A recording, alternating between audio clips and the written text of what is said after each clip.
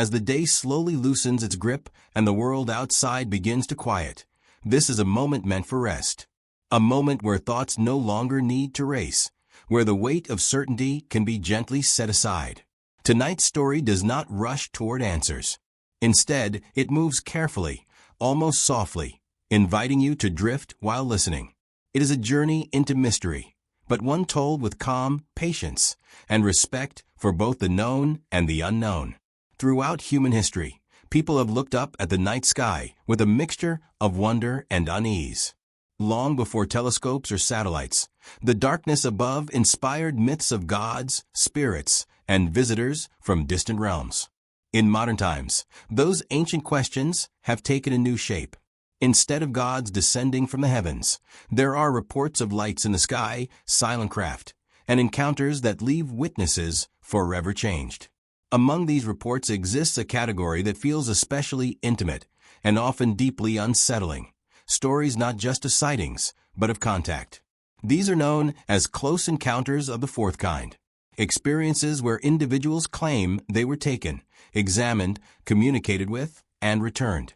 They are not stories shouted in excitement, but often whispered, sometimes revealed only years later. Many who tell them do so reluctantly, with hesitation, and sometimes with visible discomfort. They speak not like storytellers seeking attention, but like ordinary people attempting to describe something extraordinary that happened while the rest of the world slept. What makes these accounts so compelling is not only their strangeness, but their consistency. Across decades, countries, cultures, and belief systems, similar details quietly repeat themselves. A sudden stillness, a sense of paralysis, missing time, a memory that feels fragmented yet vivid. These shared elements have drawn the attention of researchers, psychologists, historians, and skeptics alike. Some see patterns that suggest an external phenomenon. Others see reflections of the human mind under stress, fear, or altered states of consciousness. Tonight is not about proving one explanation over another. Instead, it is about listening.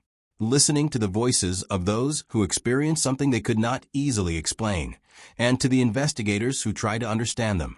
It is about the space between belief and doubt, where mystery comfortably exists. As you listen, there is no expectation to decide what is real. You are simply here, resting, allowing the story to unfold at its own gentle pace. The idea of alien abduction did not emerge suddenly.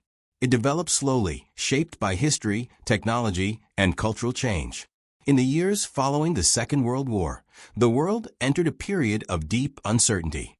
Nuclear weapons had revealed humanity's capacity for destruction, while rapid advances in aviation and space exploration expanded the boundaries of what seemed possible. The skies were no longer empty. They became crowded with aircraft, satellites, and questions.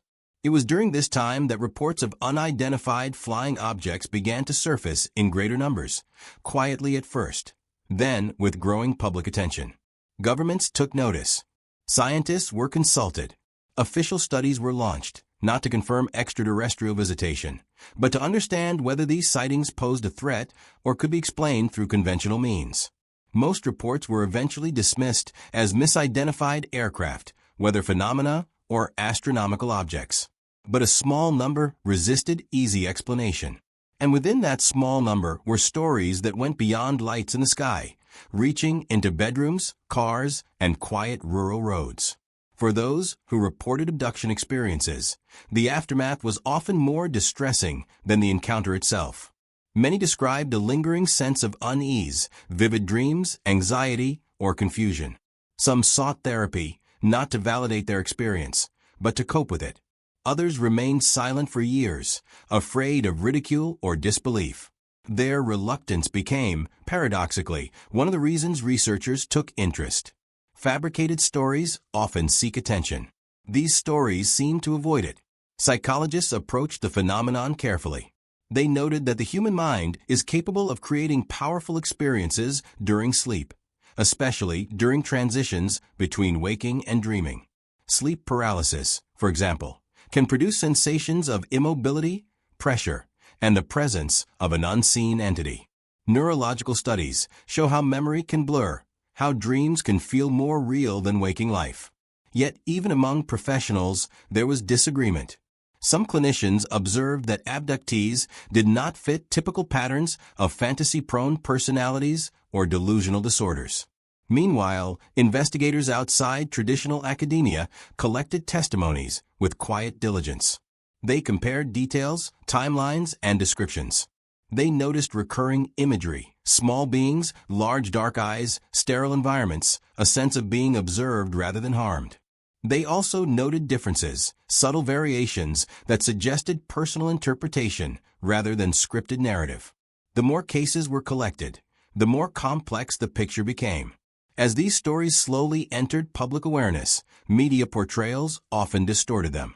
Sensational headlines, dramatic reenactments, and exaggerated imagery overshadowed the quieter truth.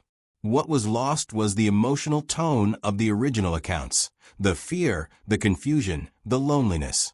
Tonight's story returns to that quieter place, away from spectacle, closer to the human experience. As you listen, imagine the stillness of night, the soft hum of electricity, the slow rhythm of breathing. Most reported abduction experiences occur during these moments, when the boundary between consciousness and sleep becomes thin.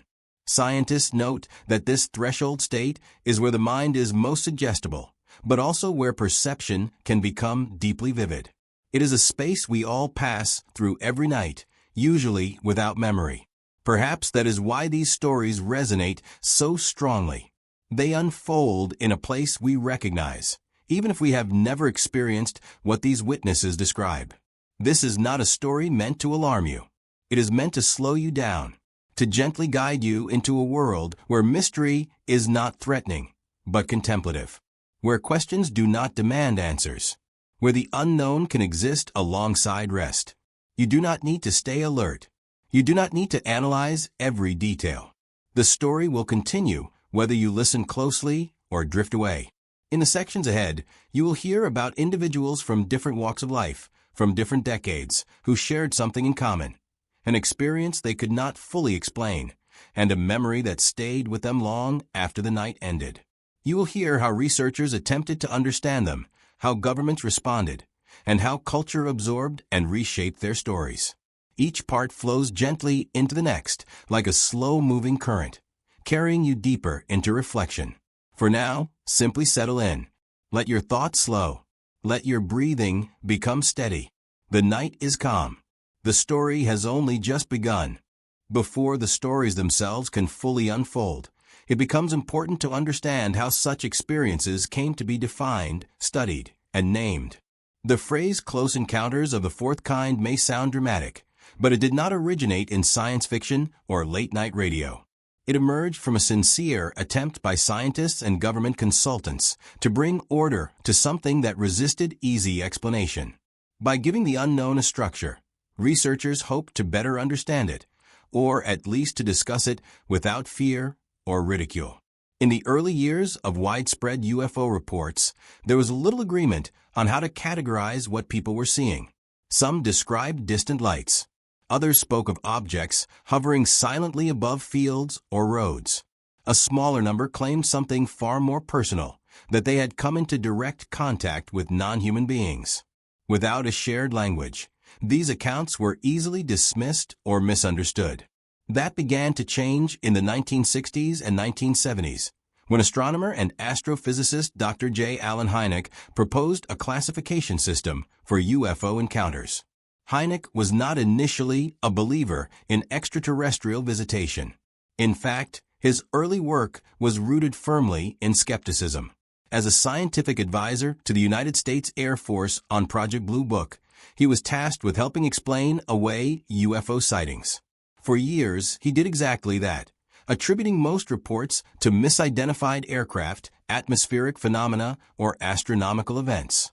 But over time, Hynek noticed that a small percentage of cases remained unexplained, even after careful analysis. More importantly, he noticed the sincerity of the witnesses. Hynek's classification system began simply. Close encounters of the first kind involved visual sightings of unidentified objects. The second kind included physical evidence, such as marks on the ground or electromagnetic interference. The third kind referred to sightings of beings associated with UFOs. Later, researchers and the public extended this framework further, introducing the fourth kind to describe alleged abductions, where humans reported being taken against their will. Though Hynek himself was cautious about endorsing this extension, the term took hold. What made the fourth kind distinct was its intimacy. These were not observations from a distance. They were experiences that unfolded in private spaces, bedrooms, vehicles, isolated roads.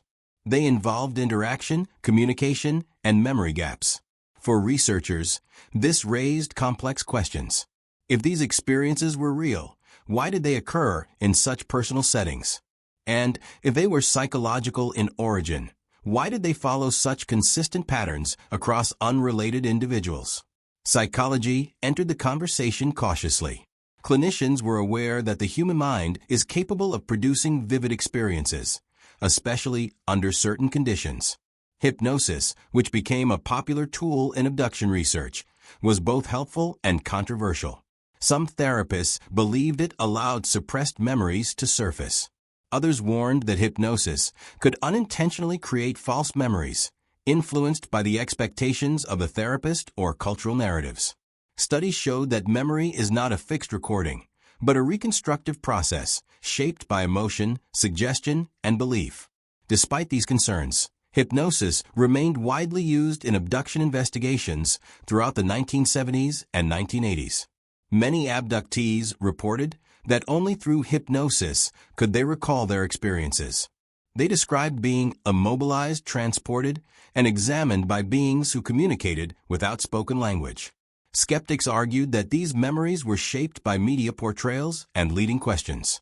Supporters countered that the emotional reactions of the subjects, fear, confusion, and distress, were difficult to fake. Neurological research added another layer to the discussion. Scientists studying sleep disorders noted similarities between abduction reports and episodes of sleep paralysis. During these episodes, individuals may awaken while their bodies remain temporarily paralyzed, often experiencing hallucinations of presence or threat. The brain, caught between dreaming and waking, can produce sensations that feel entirely real. For some researchers, this offered a compelling explanation. Yet it did not account for every aspect of the abduction narrative, particularly reports involving multiple witnesses or physical traces. Cultural context also played a significant role in shaping how these experiences were understood. In earlier centuries, people described encounters with fairies, demons, or spirits who visited at night and carried individuals away. Anthropologists noted striking similarities between these folklore accounts and modern abduction stories. The beings changed, but the structure of the experience remained. This raised an unsettling possibility that humanity has always encountered something strange at the edges of consciousness, interpreting it through the lens of the time. At the same time, modern technology influenced perception. As space exploration became a reality, the idea of extraterrestrial life moved from fantasy to scientific speculation.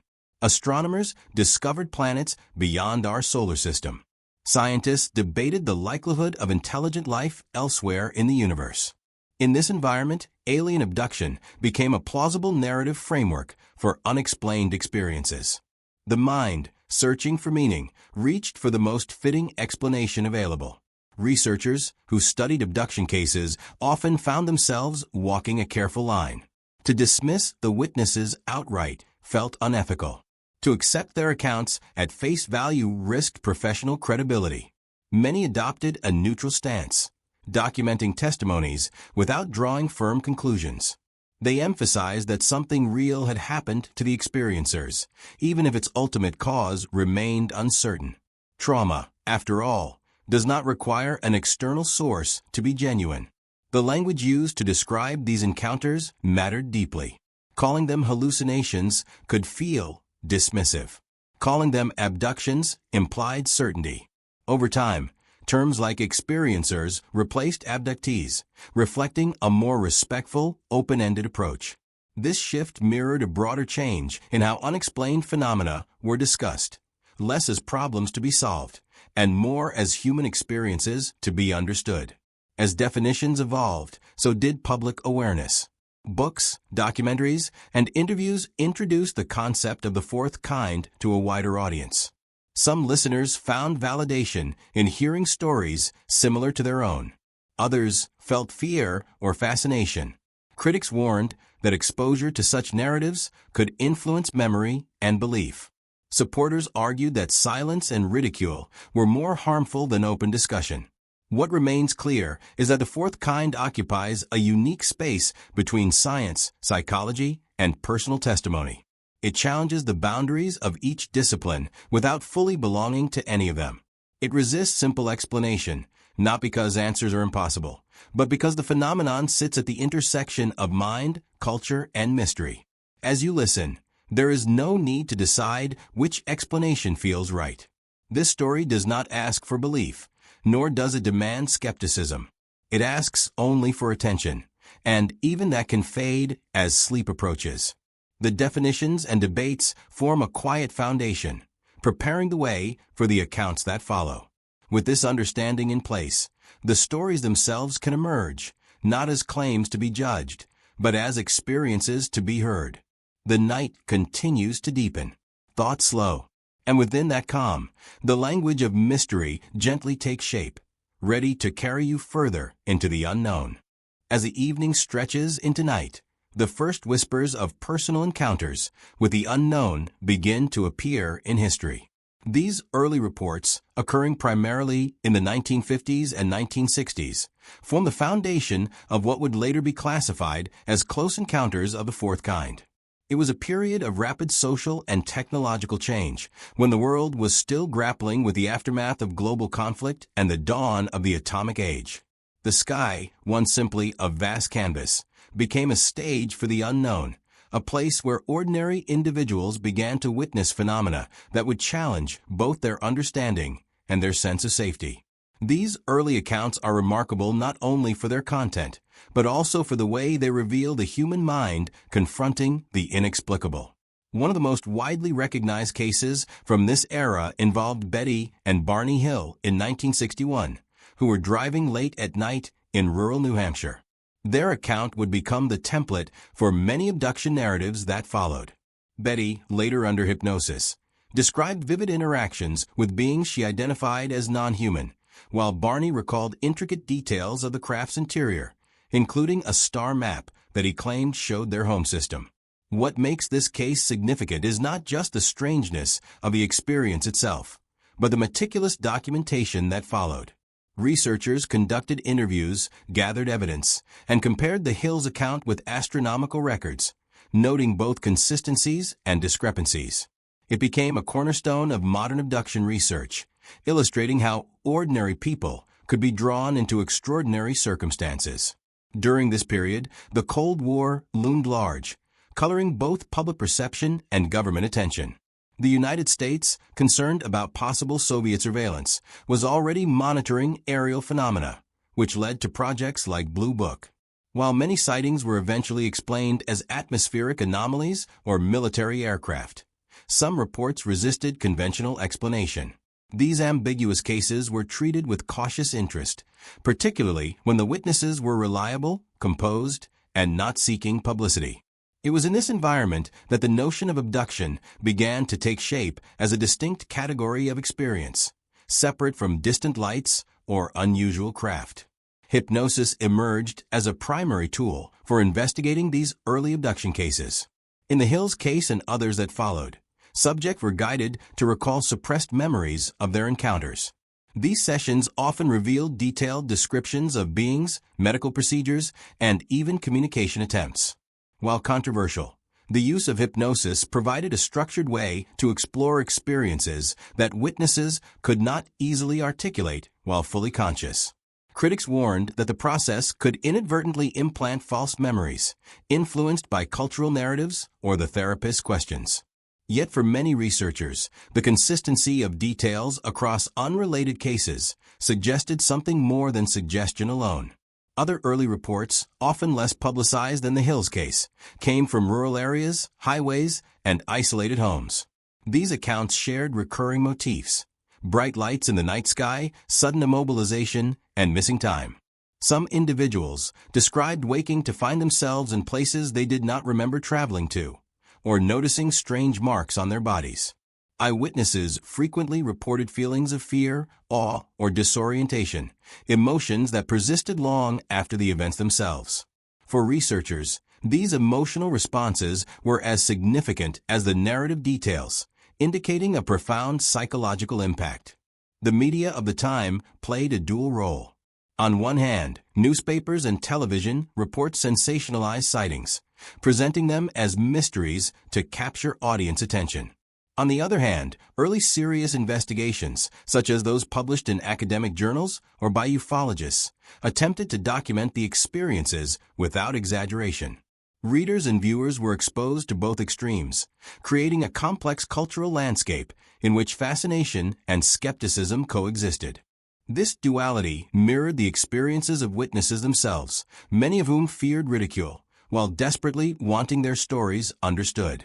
The Hills abduction, along with other early cases, influenced subsequent reports in subtle ways. The introduction of motifs, such as small beings with large eyes, interior examinations, and nonverbal communication, began to recur.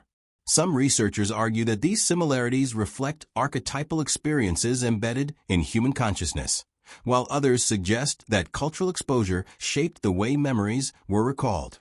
Regardless of origin, these patterns offered investigators a framework for comparing cases, identifying common features, and considering possible explanations that span psychology, folklore, and, for some, the possibility of external visitation. In addition to personal testimonies, official responses were carefully noted by early researchers. Military and government agencies often expressed interest, but provided few definitive answers. Project Blue Book, for example, cataloged thousands of sightings, but only a small subset included detailed, first-hand abduction narratives. Historians note that this scarcity of corroborated evidence did not necessarily undermine the experiences themselves. Rather, it highlighted the difficulty of investigating phenomena that occurred in private spaces, often without witnesses or physical proof. The contrast between meticulous personal accounts and official indifference deepened the aura of mystery surrounding these encounters. Another significant aspect of early abduction reports was the psychological aftermath. Many witnesses experienced persistent anxiety, sleep disturbances, or vivid dreams that seemed connected to their experiences. Some sought counseling, yet professionals often lacked the framework to address such unusual claims. This tension between extraordinary experiences and ordinary societal structures shaped the narrative of abduction in ways that remain relevant today. It emphasized that the impact of these encounters extends beyond the initial event, influencing memory, perception, and even personal identity. As these early encounters accumulated, researchers began to note subtle variations in the phenomena. Some involved apparent experimentation or observation, while others suggested attempts at communication. Some witnesses reported being aware of time passing normally, while others experienced extended gaps in memory. Despite these differences, the overarching experience often involved a profound sense of intrusion and awe. It was a paradoxical combination, fear and fascination intertwined, leaving individuals profoundly changed. By situating these early encounters within the social, cultural, and technological context of the 1950s and 1960s, it becomes possible to appreciate their significance. They were not isolated incidents, nor were they merely products of imagination. They emerged at a time when humanity was reaching beyond its previous limits, when the sky itself seemed both inviting and threatening. The ordinary lives of these witnesses intersected with forces they could not fully comprehend, producing stories that resonate decades later. Tonight, as you settle further into rest, it is worth allowing these early experiences to unfold gently in your mind.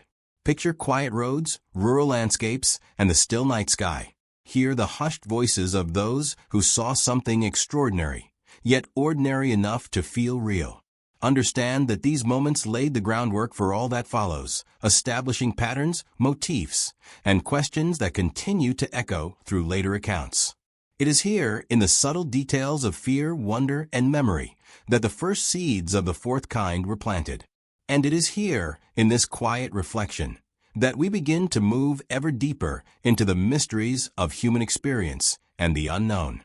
As the night deepens and the world outside softens into quiet, the stories begin to reveal patterns that are both unsettling and strangely familiar. Across decades and continents, individuals who experienced alleged abductions described phenomena that followed remarkable similarities, as if a subtle blueprint existed beneath the surface of each encounter. These patterns, recurring in multiple independent accounts, have drawn the attention of psychologists, investigators, and cultural historians alike, and tonight, as we explore them, you are invited to listen not with judgment, but with gentle curiosity. The rhythm of these experiences, slow, deliberate, and intimate, mirrors the cadence of sleep itself, guiding the mind into reflection even as it drifts toward rest. One of the most commonly reported features is a sudden sense of paralysis. Witnesses often describe awakening or becoming aware of their surroundings while feeling unable to move. This sensation, sometimes accompanied by a sense of weight on the chest or a subtle vibration in the room, is deeply disconcerting. Sleep researchers note that a similar experience can occur during sleep paralysis, when the mind awakens before the body is fully released from the temporary paralysis of REM sleep. Yet the accounts of abduction differ in key ways. Many individuals report additional phenomena, glowing lights, the presence of beings, or a sensation of being lifted or transported. For investigators, these layers of experience suggest an intricate combination of neurological, psychological, and possibly external factors. Another recurrent element is missing time. Witnesses frequently recall stepping into one situation, driving along a quiet road, lying in bed, or walking through a familiar landscape, only to later realize that significant stretches of time are unaccounted for. For some, this missing period is measured in minutes. For others, hours seem to vanish. The disorientation often accompanies emotional effects, anxiety, a lingering sense of unreality, or fragmented memories that surface only under hypnosis or through detailed interviews. Researchers in the 1970s and 1980s began to document these occurrences systematically, noting that the phenomenon of missing time appeared in multiple unrelated accounts and often coincided with other sensory or emotional markers of abduction. Examinations by non-human entities are another recurring motif. While the details vary, there is remarkable consistency in descriptions of clinical procedures. Witnesses often report being guided into well-lit environments that feel sterile and otherworldly, where they are subjected to tests or observations. These procedures are sometimes described in meticulous detail, measurements of the body, medical instruments, and careful attention to subtle movements. Eyewitnesses frequently describe a sense of being watched or studied, rather than harmed, a sensation that adds to the emotional complexity of the encounter. Psychologists consider whether these experiences could arise from dream imagery, memory reconstruction, or trauma, while other researchers highlight the astonishing similarity across accounts separated by geography and culture. Nonverbal communication is another feature that has captivated both believers and skeptics. Many witnesses report interactions with beings who do not speak in human language yet convey intent, emotion, or instruction. Telepathy, mental images, or symbolic gestures often appear as the method of communication, creating a sense of connection without words. This element introduces a layer of complexity that challenges conventional understanding of communication and consciousness. Whether interpreted as genuine external phenomena, cultural archetypes, or imaginative constructions, it underscores the deeply personal nature of these experiences, emphasizing that each encounter is more than a mere sighting. It is an interaction with the unknown.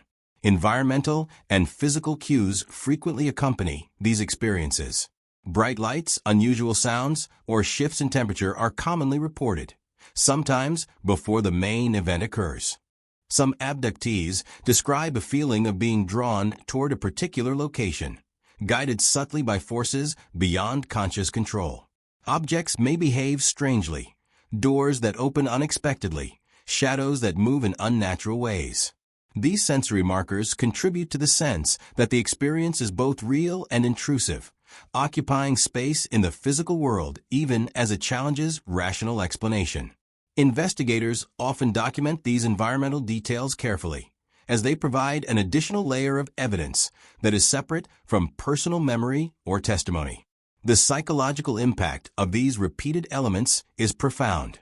Witnesses often describe a lingering sense of vulnerability or altered perception, which can last months or even years. Dreams become more vivid, sleep may be disturbed, and subtle anxiety may persist in moments of quiet reflection.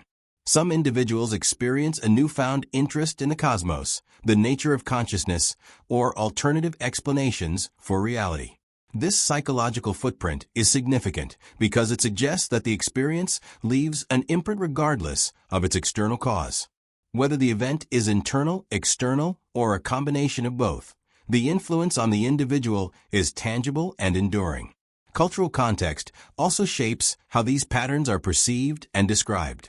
Anthropologists and historians note striking parallels between modern abduction motifs and older folklore, including tales of nocturnal visitors, spirit journeys, and otherworldly examinations.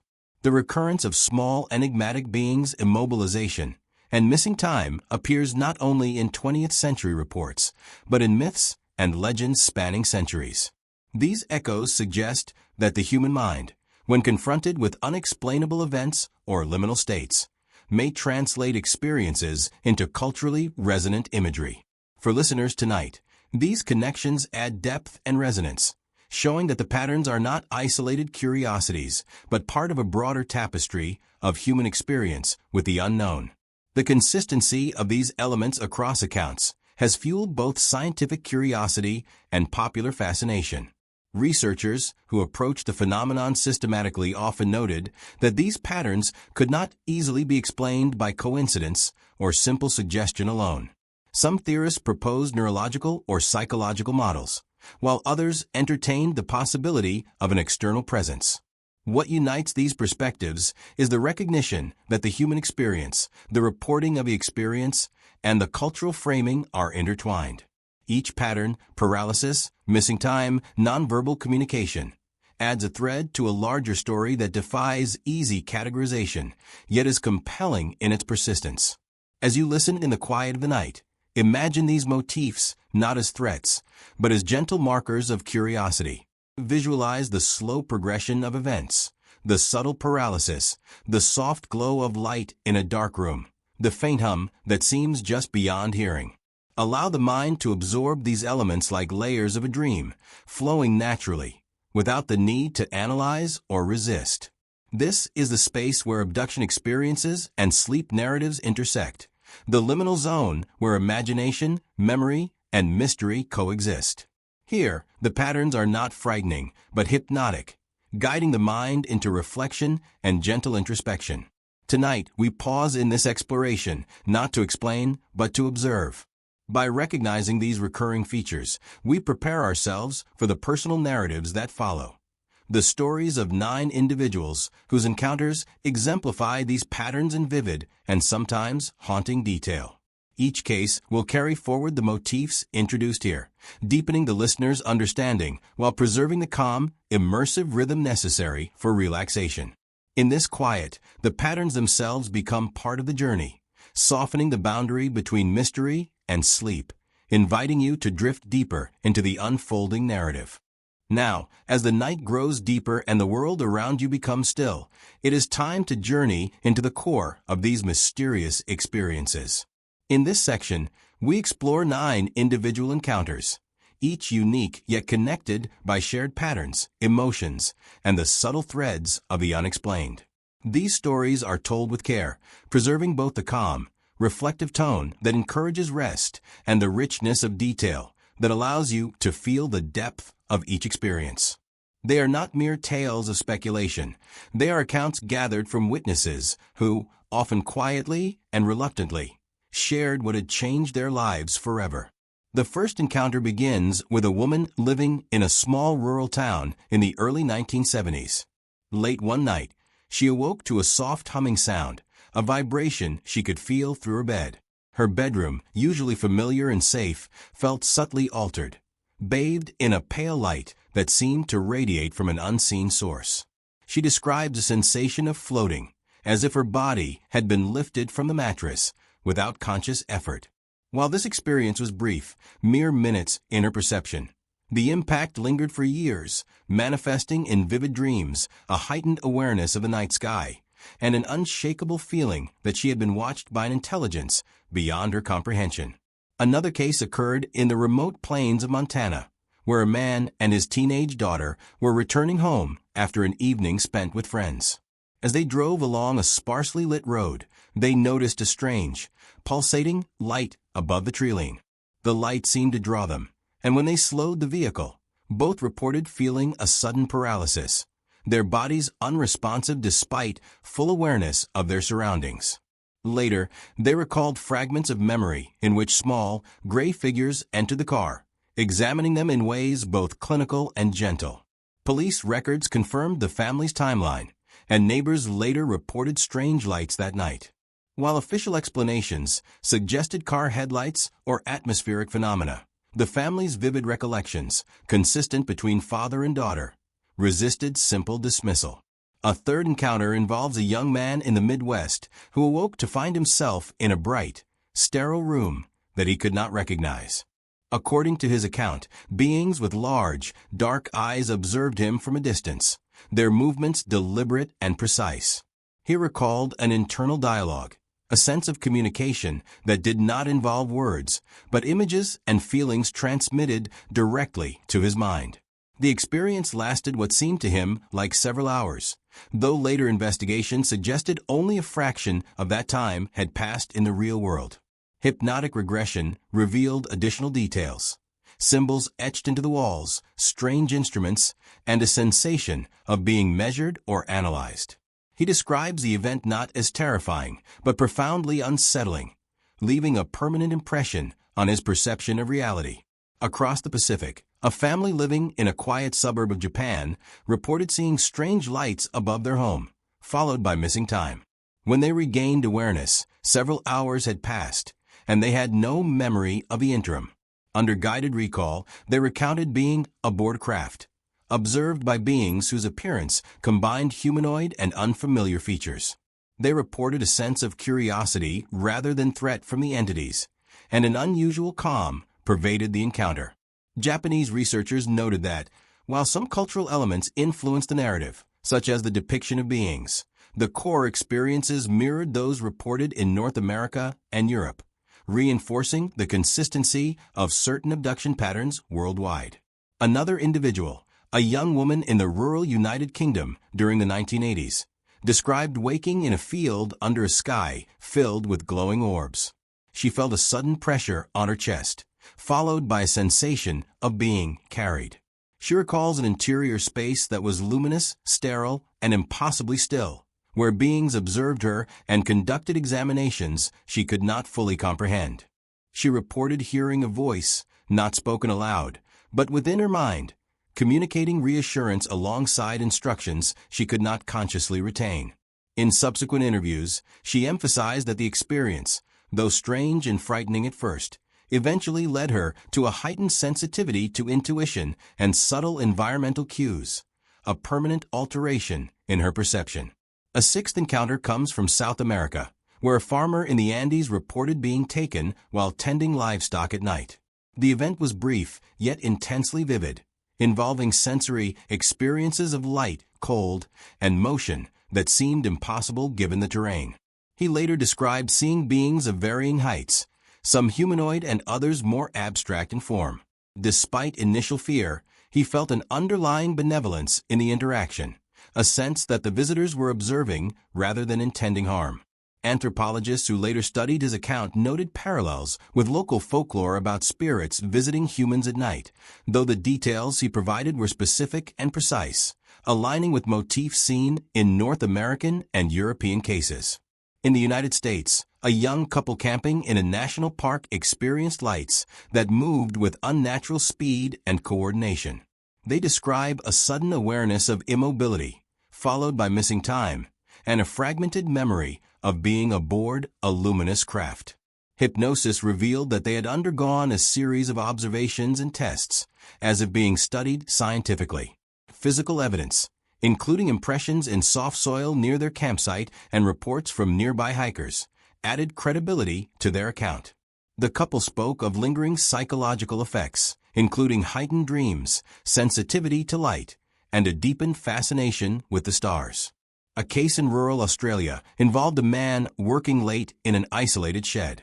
He noticed a low hum and a strange illumination that did not correspond to any known source.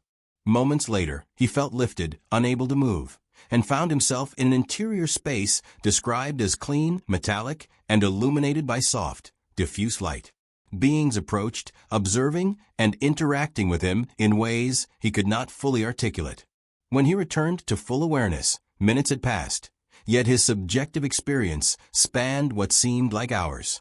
Researchers noted similarities to other global cases, particularly in terms of immobilization, observation, and sensory detail. Finally, the ninth encounter is from a woman in Eastern Europe who experienced missing time while walking home late at night.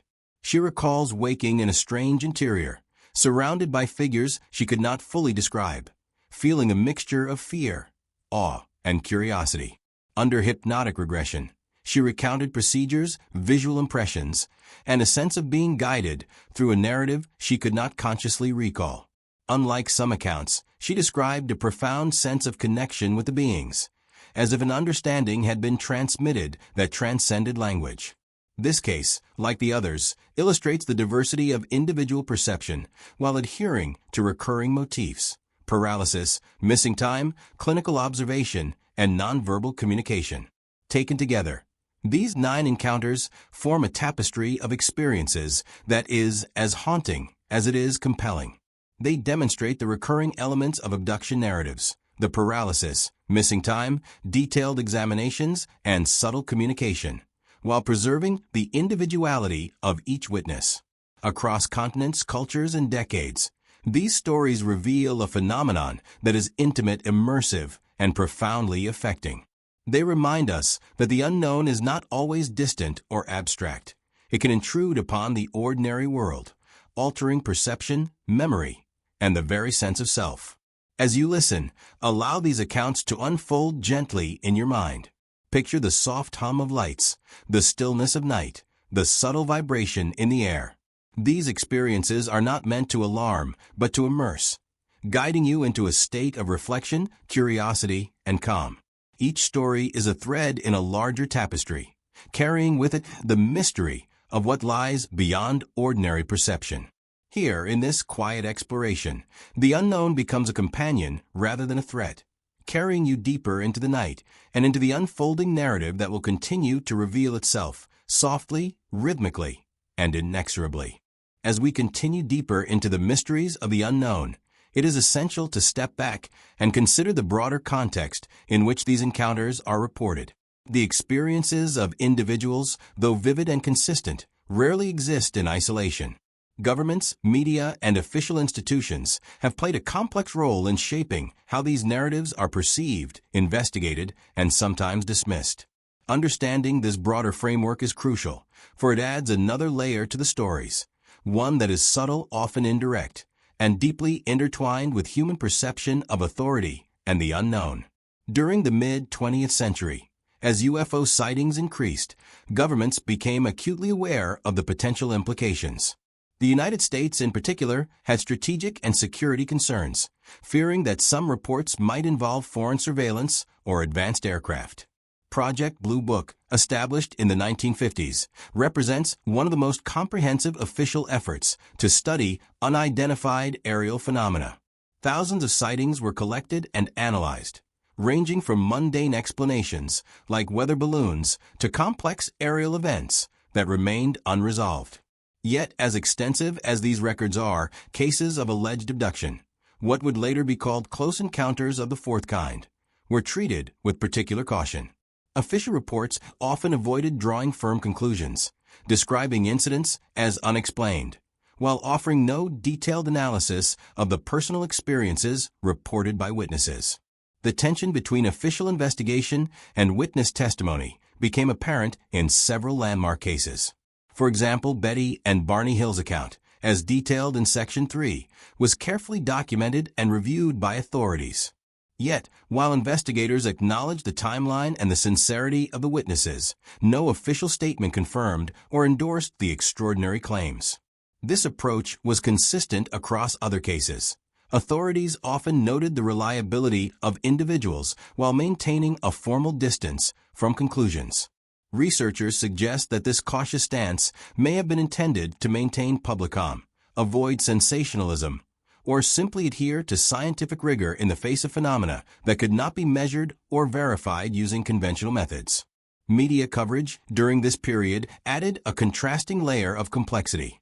Newspapers, magazines, and later television programs often amplified the most dramatic elements of reports. Stories of lights, mysterious beings, and missing time were sometimes exaggerated, creating narratives that emphasized fear and spectacle. This sensationalism had a dual effect. It brought attention to the phenomenon, sparking widespread fascination, but it also risked discrediting genuine testimonies. Witnesses frequently feared ridicule or misrepresentation, choosing to remain silent for years or to share their experiences only under the protection of anonymity. Yet the very act of public exposure, despite its risks, contributed to a growing cultural awareness of these phenomena, making abduction narratives a recognizable part of modern folklore. Government documents declassified in later decades reveal a pattern of cautious observation. Agencies collected reports, sometimes interviewing witnesses, yet rarely drew conclusions beyond noting anomalies. In some cases, files indicate that authorities were concerned not only with potential threats from foreign powers, but also with the social and psychological implications of widespread panic. Scholars analyzing these documents emphasize the ambiguity inherent in official reports. While they often acknowledge the credibility of witnesses, they stop short of validating the extraordinary elements of the experiences. This ambiguity contributed to a sense of mystery that persists today, leaving the public to navigate between skepticism and belief. In addition to formal investigations, unofficial channels often played a role in shaping narratives. Researchers outside government institutions, commonly referred to as ufologists, compiled testimonies, conducted interviews, and compared patterns across regions and time periods. While lacking the authority of official agencies, these independent investigators brought attention to consistencies in abduction reports that might otherwise have been dismissed. Their work highlighted the emotional and psychological impact on witnesses, emphasizing that the experiences were real to those who lived them, even when external verification was limited or absent. This approach introduced a careful balance. The stories were documented rigorously, yet the interpretation remained open-ended, allowing room for curiosity without assertion of certainty. The interplay between government, media, and independent research illustrates a central tension in the study of abductions: the difficulty of reconciling personal experience with institutional frameworks of knowledge. Governments operate under criteria of evidence and national security. Media operates under incentives of attention and engagement. Researchers seek patterns and understanding.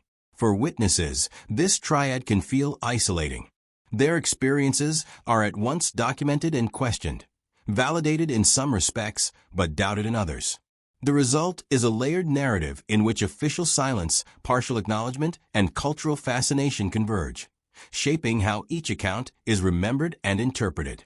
Historical examples also reveal how official and unofficial perspectives sometimes intersect.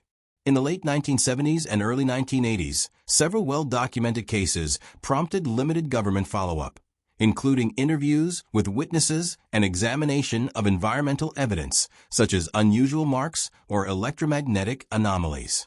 While these investigations rarely led to definitive explanations, they signaled that authorities took certain reports seriously, at least in terms of documentation. Researchers argue that this careful approach, acknowledgement without confirmation, allowed both the phenomenon and its study to evolve without being entirely dismissed, preserving the mystery while maintaining credibility.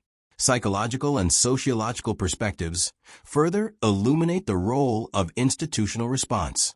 Witnesses often report a heightened sense of vulnerability when authorities dismiss or downplay their experiences. At the same time, formal documentation, even when inconclusive, can validate their accounts in subtle ways, affirming that their experience was taken seriously, even if unexplained.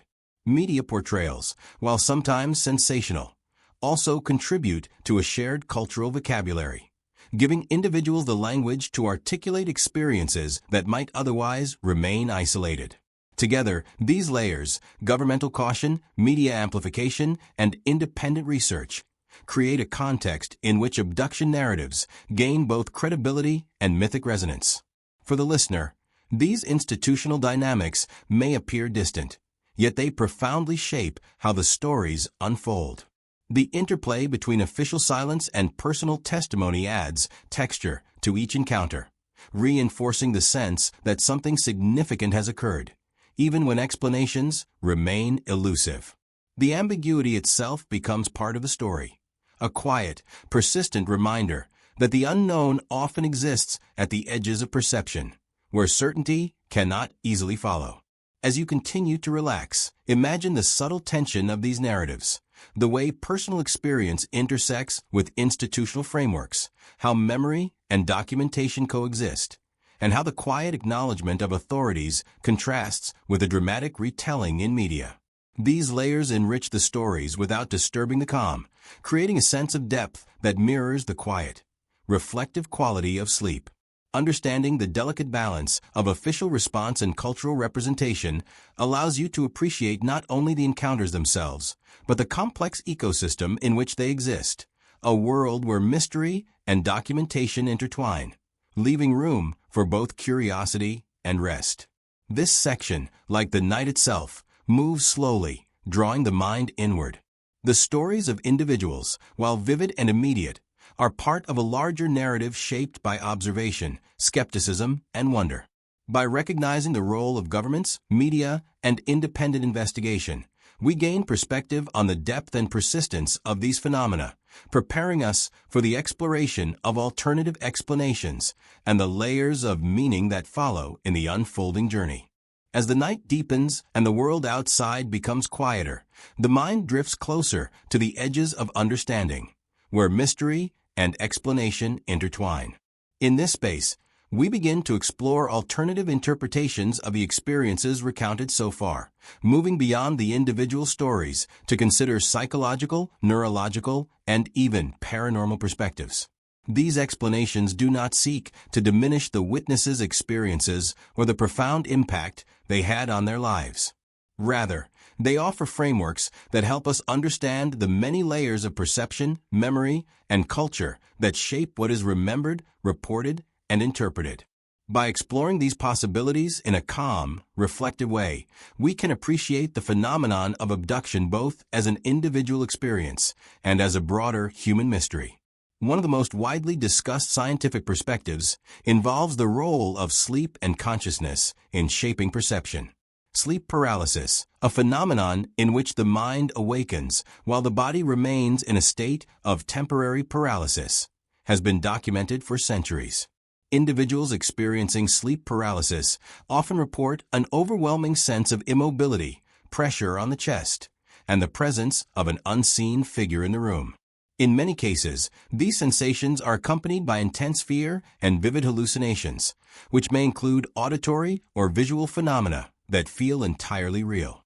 Researchers argue that this condition, which occurs naturally during rapid eye movement (REM sleep, could account for some aspects of abduction experiences, particularly the sensations of paralysis, pressure, and unseen presence described by witnesses.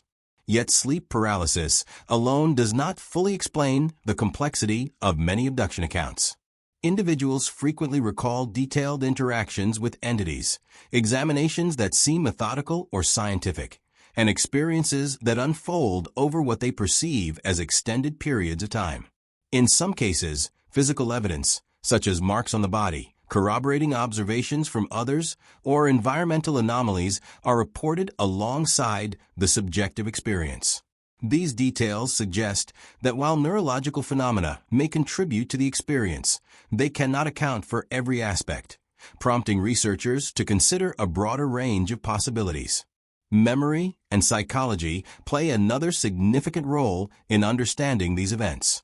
Human memory is not a flawless recording of events, but a reconstructive process shaped by emotion, suggestion, and cultural context. Hypnosis, frequently used in abduction research, can help witnesses recall experiences that feel inaccessible to conscious memory.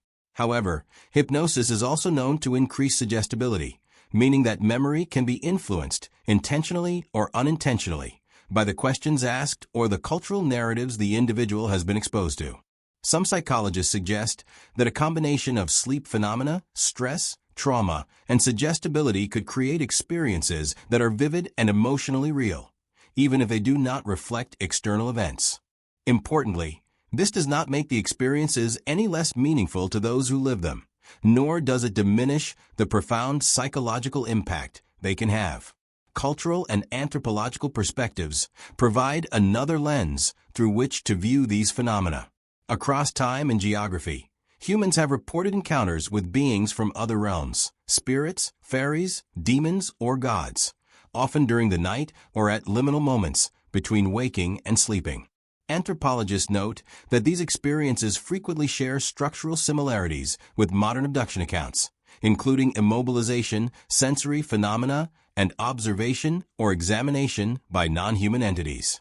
These parallels suggest that the human mind may have a long-standing predisposition to interpret unusual or overwhelming experiences through culturally available imagery.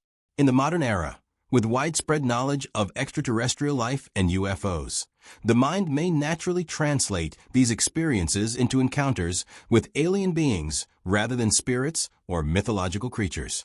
Yet even when considering neurological, psychological, and cultural explanations, a subset of researchers and experiencers maintain that some encounters resist purely internal interpretation.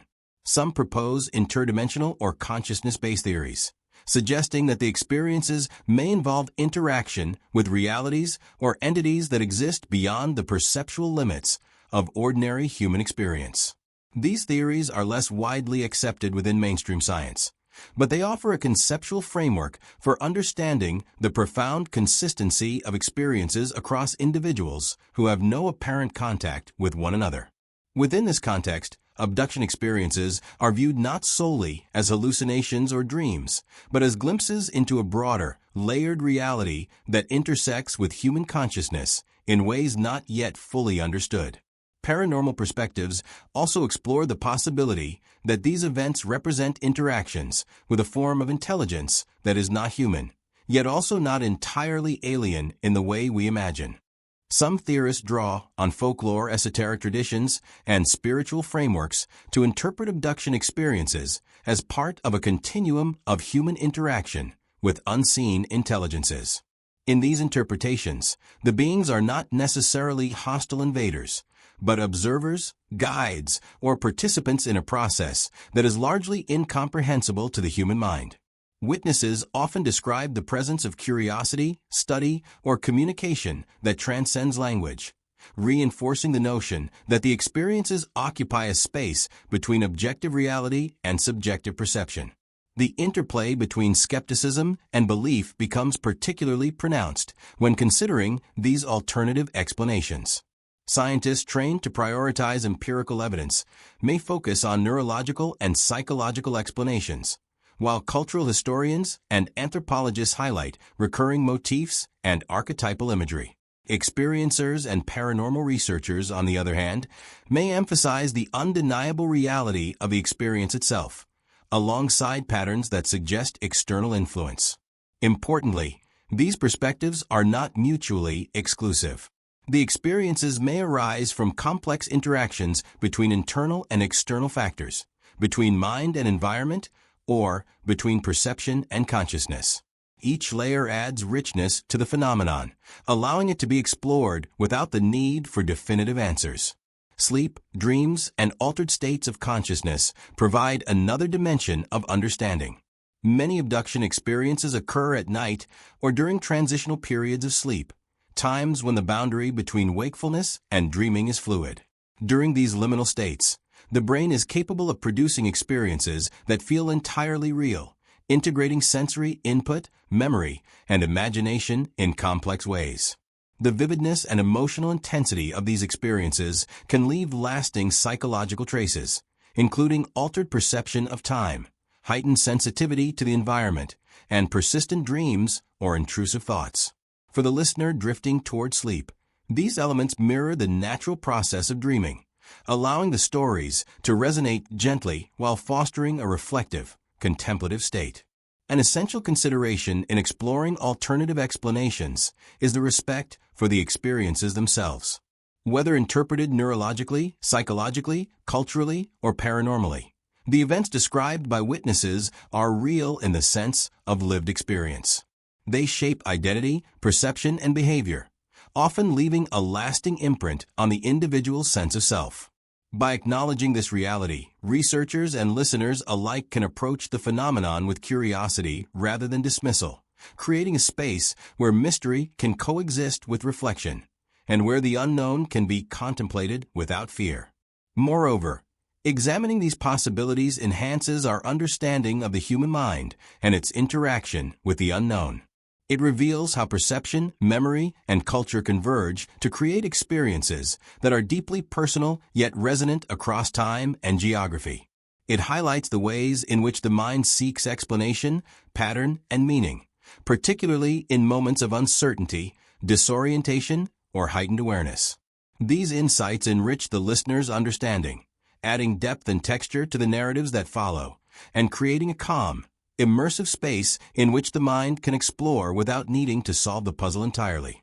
As we sit quietly with these ideas, imagine a soft, enveloping darkness, a quiet space in which perception becomes subtle and reflective. Picture the mind gently navigating the boundaries between wakefulness and sleep, curiosity and acceptance, mystery and explanation. Allow the thoughts to drift, to fold over one another like layers of a dream. In this state, the alternative perspectives do not demand resolution. They simply exist alongside the experiences, offering insight and context, while leaving room for wonder. Tonight, in this quiet contemplation, we recognize that abduction narratives occupy a liminal space, one that mirrors the threshold of sleep itself. They are a meeting point between mind and unknown, culture and consciousness, observation and interpretation. By exploring neurological, psychological, and paranormal explanations, we enrich our understanding while preserving the calm, reflective tone that guides the listener gently toward rest. Here, mystery is not a threat, but a companion, and the unknown becomes a place where curiosity and calm coexist, allowing the mind to drift into the night with both intrigue and serenity.